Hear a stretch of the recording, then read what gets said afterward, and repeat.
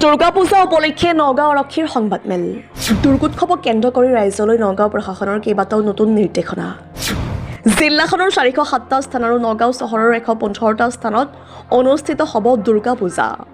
চহৰখনত পুৱা 8 বজাৰ পৰা নিশা 2 বজা পৰ্যন্ত গধুৰ যান-বাহন প্ৰৱেশত নিষেধাজ্ঞা পূজাৰ দিনকেইটাত চহৰখনৰ মূল পথৰ দাঁতিত যান-বাহনৰ পাৰ্কিং নিষিদ্ধ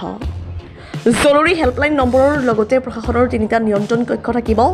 নগাঁও চহৰত থকা তথ্যমতে এইবাৰ গোটেই নগাঁও জিলাত 407খন দুৰ্গা পূজা অনুষ্ঠিত হ'ব আৰু 115খন দুৰ্গা পূজা অকল নগাঁও সদৰ থানাৰ ভিতৰতে হ'ব ঠিক তেনেকৈ নগাঁও সদৰৰ মেক্সিমাম বিসৰ্জন নেহেৰুবালিতে হ'ব চ' আমি যিটো 13 তাৰিখে এইবাৰ দশমী নৱমী আৰু দশমী একেদিনাই পৰিছে 12 তাৰিখে 12 অক্টোবৰ কিন্তু যিখিনি আমাৰ তথ্য আছে বা আমি পূজা কমিটিৰ লগত যিখিনি আলোচনা কৰিছিলোঁ সেইমতে মেক্সিমামে যদিও পূজাটো দশমী পূজা 12 তাৰিখে হ'ব কিন্তু বিসৰ্জন মেক্সিমাম 13 তাৰিখে হ'ব তো সেই হিচাপে বিসৰ্জনৰ কাৰণে আমাৰ বেলেগ প্লেন থাকিব এতিয়া থুলমূলকৈ মই আপোনালোকক জাষ্ট আমি পূজাৰ বিষয়ে কি প্ৰিপাৰেশ্যন কৰিছোঁ সেইটো অকণমান কৈ দিওঁ আমাৰ এই গোটেই যিটো ট্ৰেফিকৰ এৰেঞ্জমেণ্টৰ কথাটো কৈছোঁ বা ক'বলৈ গৈ আছোঁ মই সেইটো আমাৰ নগাঁও সদৰ থানা মানে কেন্দ্ৰিকে হ'ব কাৰণ গোটেই নগাঁও জিলাৰ গমেই পালে আপোনালোকে বেছি পূজাটো ইয়াতে অনুষ্ঠিত হ'ব বাকী পিছত আমাৰ DSP য়াংচেং ভুটীয়া তেখেতে আপোনালোকক পূজাৰ এটা সামগ্ৰিক অভাৰভিউ দিব তো এতিয়া ট্ৰেফিকৰ ক্ষেত্ৰত ক'বলৈ গ'লে যদি মেইন যিটো পইণ্ট হয় এইটো হৈছে যে হেভি ভেহিকলছ যিটো ৰেগুলেট কৰিব লগা হয় তো সেইটো এটা অলৰেডি এটা আমাৰ ছিষ্টেম ইন প্লেচ মানে এটা অলৰেডি আমাৰ প্লেচ আছে যে নৰ্মেলি 8টা বজাৰ পৰা ৰাতিপুৱা 8ৰ পৰা গধূলি 8টালৈকে আমি যিবিলাক হেভি কমাৰ্চিয়েল ভেহিকল মই পেচেঞ্জাৰ বাছৰ কথা কোৱা নাই সেইবিলাকো কমাৰ্চিয়েল গাড়ীয়ে হয় মই সেই বাছৰ কথা কোৱা নাই যিবিলাক হেভি কমাৰ্চিয়েল ভেহিকলছ হয় সেইবিলাক মানে টাউনত আহিব নোৱাৰে দুই এটা এক্সেপশ্যন অফক'ৰ্ছ এচেঞ্চিয়েল ছাৰ্ভিচ বুলি তো সেইটো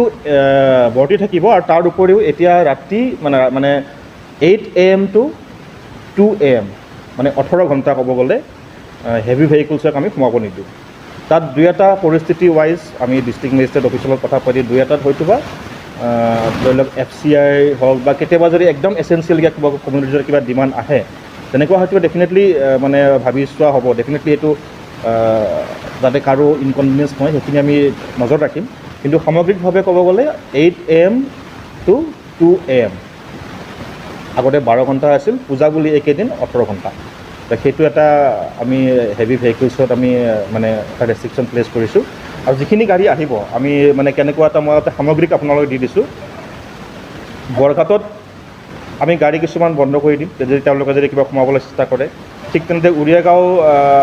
ছাইডৰ পৰা অহাখিনিও আমি তাত তেনেকুৱাকৈ মানে বাধা প্ৰদান কৰা হ'ব আৰু এই গোটেইখিনি যিখিনি কৈছোঁ আমি এটা মেপো এটা বনাইছোঁ আপোনালোকৰ ছ'চিয়েল মিডিয়া হেণ্ডেলত আমি ছ'চিয়েল মিডিয়া হেণ্ডেলত দি দিম বা আপোনালোকক লাগিলে পিছত কপি এটা দি দিম সেইটো আপোনালোকৰ সুবিধাৰ কাৰণে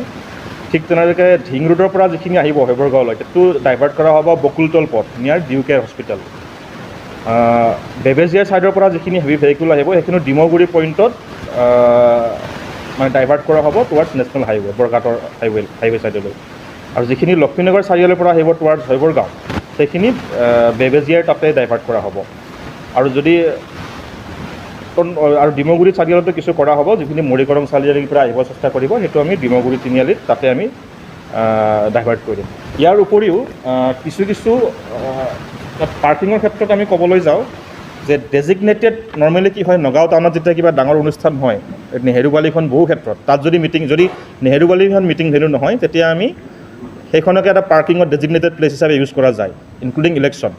কিন্তু যিহেতু নেহেৰুবালিত বিসৰ্জনটো হ'ব চ' আমি সেইখন পাৰ্কিং প্লেচ নাপাম গতিকে ডেজিগনেটেড তেনেকুৱা পাৰ্কিং প্লেচ নাই কিন্তু মেইন যিখিনি ৰাস্তা থাকিব